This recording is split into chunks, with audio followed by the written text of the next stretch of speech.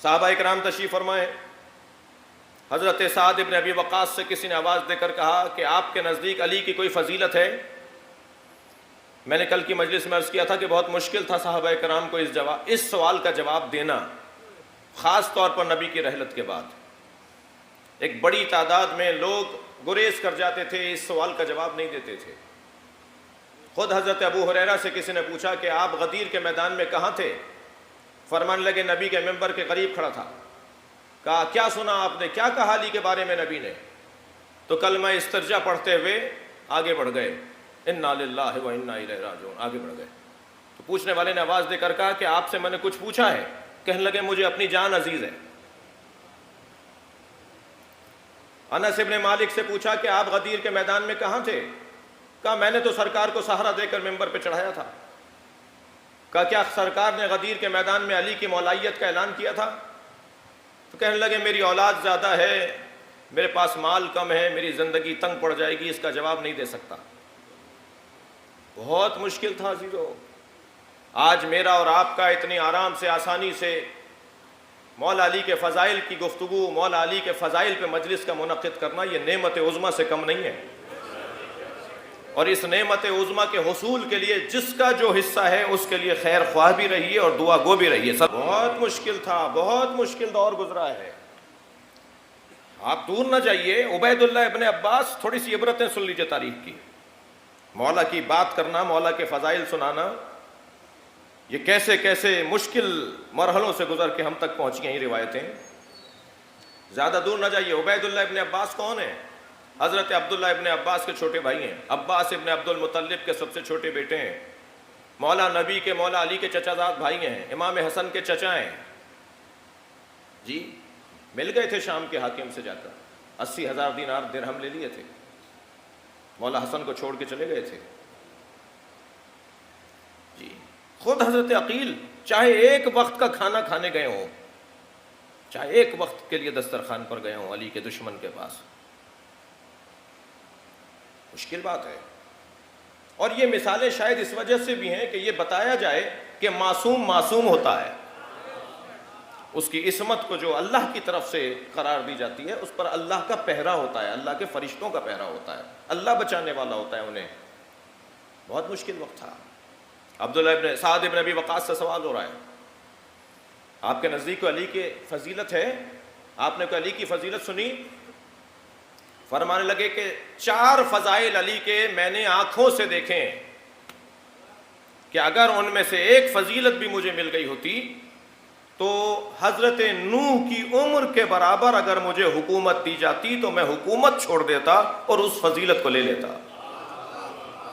2,500 سال کے تھے حضرت نوح، 250 سال کی نہیں، 2.5 سال کی حکومت کی بات نہیں ہو رہی.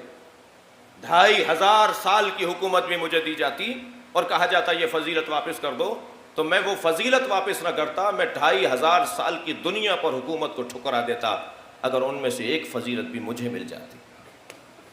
پوچھنے والے نے کہا کہ سعد بتائیے وہ 4 فضیلتیں کون سی ہیں؟ تو سب سے پہلے فرمایا کہ علی کی سب سے بڑی فضیلت، ان 4 فضیلتوں میں جو میرے نزدیک بڑی فضیلتیں ہیں، علی کی سب سے بڑی فضیلت یہ ہے کہ نبی نے علم اس کے ہاتھ میں دیا جسے علی کہا جاتا ہے. کرار کہہ کر، رجل کہہ کر، غیر فرار کہہ کر، غدیر میرے مولا علی، میرے مولا علی کو میرے مولا نبی نے خیبر کے میدان میں علم دیا. یہ علم لینے والی فضیلت یہ علی کے ان 4 فضائل میں سے ایک. ساتھ دوسری فضیلت کیا ہے؟ توجہ چاہوں گا. ساتھ کہنے لگے دوسری فضیلت علی کی یہ ہے کہ سورہ مبارکہ براءت، توجہ چاہوں گا، سورہ براءت، سورہ توبہ، اس کا ایک نام سورہ توبہ بھی ہے. سورہ براءت اور سورہ توبہ جب نازل ہوئی تو مشرکین پر جا کر اس سورہ کو پڑھنا تھا، وہ پیغام مشرکین مکہ کو جا کے سنانا تھا. سرکار مدینے میں تھے، سورہ نازل ہوا کہ آپ یہ پیغام مشرکین تک پہنچا دیں. عجیب بات ہے. دیکھیں کچھ دیر کے لیے ذرا کھلے دماغ سے میری ان چند جملوں کو سنیے گا، کیونکہ میں مائک پر مجلس پڑھ رہا ہوں اور میں پہچانتا نہیں ہوں کہ کون کس عقیدے کا حامل ہے، الا و شذ و ندر، کچھ کے علاوہ یا زیادہ تر کے علاوہ. اگر ایک بھی میرا کوئی عزیز بھائی بیٹھا ہے تو اسے لمحہ فکریہ دے رہا ہوں. جب سرکار کے اوپر یہ سورہ نازل ہوا، سورہ براءت، سورہ توبہ، حکم ہوا کہ مشرکین مکہ کو جا کے یہ سورہ سنا دیا جائے، یہ پیغام سنا دیا جائے، تو سرکار دو جہاں نے حضرت ابو بکر کو بلایا. سب نے لکھا ہے، ایک تاریخ کا واقعہ ہے، تاریخ کا باب ہے، ہر تفسیر میں یہی آپ کو ملے گا. بات کسی مسلک اور مکتب کی نہیں ہے، بات قرآن کی تفسیر کی ہے، شان نزول کی ہے. حضرت نبی مکرم نے حضرت ابو بکر کو بلایا اور کہا آپ جا کر یہ سورہ مشرکین مکہ کو سنا کر آ جائیں، یہ مشرکین کو یہ پیغام سورہ براءت کا سنا کر آ جائیں. جی حضرت ابو بکر مدینے سے مکہ کا آدھے سے زیادہ سفر گزار چکے تھے. اب یہ کون کہہ رہے ہیں؟ سعد ابن ابی وقاص سنا رہے ہیں یہ داستان.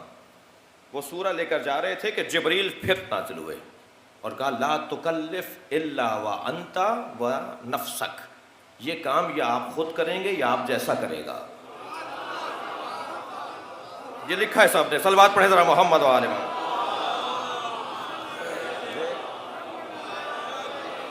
اور فوراً سرکار دو جہاں نے آواز دی علی کہاں ہے، علی کہاں ہے. ادھر جبریل ابھی گئے نہیں ہیں، سرکار کے برابر میں جبریل کھڑے ہیں، پیغام لے کر آئیں، یہ کام آپ کریں یا آپ جیسا کریں. تو نبی نے آوازیں دینا شروع کی میرا علی کہاں ہے، علی کہاں ہے. فوراً مولا کائنات تشریف فرما ہوئے، یا رسول اللہ آپ نے مجھے یاد کیا ہے. علی فوراً گھوڑے پر بیٹھو، فوراً سواری کو آمادہ کرو اور اس رستے پر جاؤ جس رستے پہ ابو بکر مکے کی طرف جا رہے ہیں، اور ان کو جا کے کہو کہ حکم الہی آیا ہے کہ یا نبی پہنچائیں گے یا علی پہنچائے گا. کسی نے کہا یا رسول اللہ کیا پیغام آیا ہے؟ کہا مجھے اللہ کا پیغام ہے، یا آپ پہنچائیں یا آپ جیسا. کہا یا رسول اللہ آپ نہیں جا رہے تو آپ جیسا. کہا مجھ جیسا علی کے علاوہ کوئی اور نہیں ہے. صلوات پڑھیں محمد و آل محمد.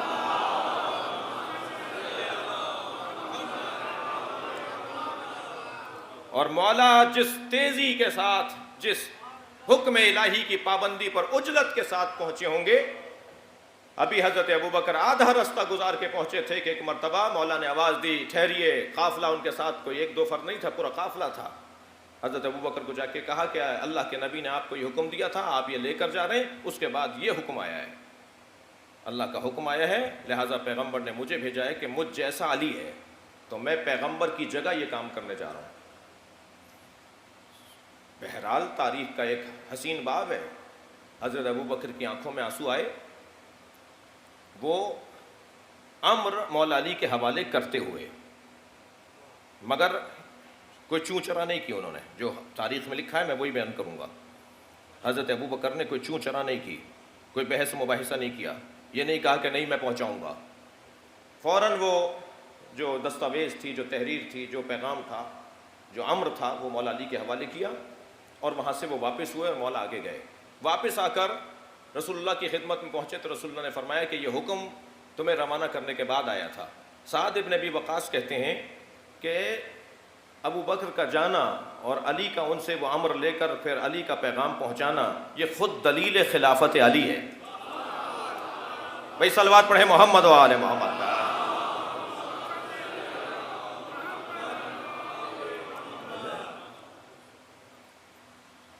دوسری فضیلت جو انہوں نے اپنی آنکھوں سے دیکھی ہے سعد ابن ابی وقاص نے.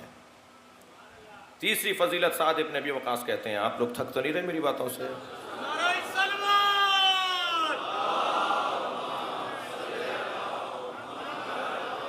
بڑی حسین بات ہے جو میں آپ کو سنانے جا رہا ہوں، آپ کی سنی ہوئی ہے، میرے لب و لہجے میں سن لیجئے. تیسری فضیلت سعد ابن ابی وقاص کہتے ہیں علی کی یہ ہے کہ نصف شب میں وحی نازل ہوئی. اچھا کل میں یہ کہہ چکا ہوں کہ ہمیشہ وحی آیات کی صورت میں نازل نہیں ہوتی تھی. جبریل ہمیشہ آیتیں لے کر ہی نازل نہیں ہوتے تھے. جی جبریل کبھی جھولا جھلانے بھی تو آتے تھے، جبریل کبھی چکی چلانے بھی تو آتے تھے، جبریل کبھی روٹیاں لینے بھی تو آتے تھے، جبریل مختلف احادیث قدسیہ کو لے کر جبریل آتے تھے. نصف شب گزر چکی تھی کہ ایک مرتبہ جبریل امین نازل ہوئے اور کہا کہ اللہ کا حکم یہ ہے کہ جتنے دروازے مسجد میں کھل رہے ہیں ان سب گھر والوں سے کہیں کہ وہ اپنے اپنے گھروں میں واپس چلے جائیں، اور اے اللہ کے رسول سارے دروازے بند کر دیجئے. سد الابواب، سارے دروازے بند کر دیں. حکم الہی یہ ہے کہ مسجد میں کھلنے والے سارے دروازے بند کر دیے جائیں الا باب علی، مگر علی کا دروازہ کھلا رکھا جائے. ساتھ سعد ابن ابی وقاص کہتے ہیں کہ یہ علی کی فضیلت میں نے اپنی آنکھوں سے دیکھی ہے. مسجد میں صرف علی کا دروازہ کھلا ہوتا تھا. اور پھر کہا لوگوں نے یا رسول اللہ آپ نے علی کا دروازہ کھلا چھوڑ دیا, علی کا دروازہ کھلا رکھنے کا حکم دیا ہے. تو فرمایا نہ میں نے کھلوائے تھے نہ میں نے بند کروائے. اللہ اکبر. اللہ کے حکم سے دروازہ کھلا چھوڑا گیا ہے. اور علامہ ہلی نے تو فضل ابن روزبہان ایک بہت بڑے اہل سنت کا عالم مفکر, انہیں مولا کائنات کی خلافت بلا فصل پر جو دلیلیں دی ہیں نا, مولا کائنات کی خلافت بلا فصل پہ دلیلوں میں ایک دلیل یہ دروازے کا کھلا رکھنا قرار دیا ہے. دیکھیے آیت تطہیر بھی عصمت پر دلیل ہے جی, لیکن سد الابواب کی جو روایت ہے, سد الابواب کا جو عنوان اور حدیث ہے, یہ دروازے سارے بند کر دیے گئے سوائے دروازہ علی کے, سوائے باب علی کے, یہ خود ایک دلیل عصمت بھی ہے. میرے اور آپ کے لیے حکم کیا ہے؟ مسجد میں نجاست کی حالت میں گزر بھی نہیں سکتے ہم. دقت چاہوں گا کچھ کہہ رہا ہوں. اگر کوئی نجاست کی حالت میں ہو تو مسجد سے گزر نہیں سکتا. کوئی چیز رکھ کے آنا حرام ہے, کوئی چیز اٹھا کے آنا حرام ہے, اٹھا کے لانا حرام ہے. مسجد سے گزرنا مرور حالت نجاست میں جائز نہیں ہے. توجہ ہے, علی کا دروازہ کھولا ہی اس لیے گیا ہے کہ یہاں نجاستوں کا گزر نہیں ہے, یہاں طہارتوں کا عنوان ہے, عصمتوں کا عنوان ہے.